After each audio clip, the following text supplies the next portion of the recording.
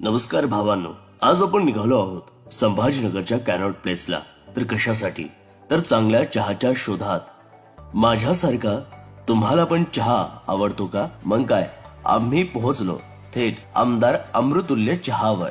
अक्षरशः आम्ही चहाच्या चवीच्या प्रेमातच पडलो. नंतर आम्ही भेटलो शून्यातून विश्व निर्माण करणाऱ्या सुनील जाधव सर यांना. परिस्थिती एकदम नेटाची.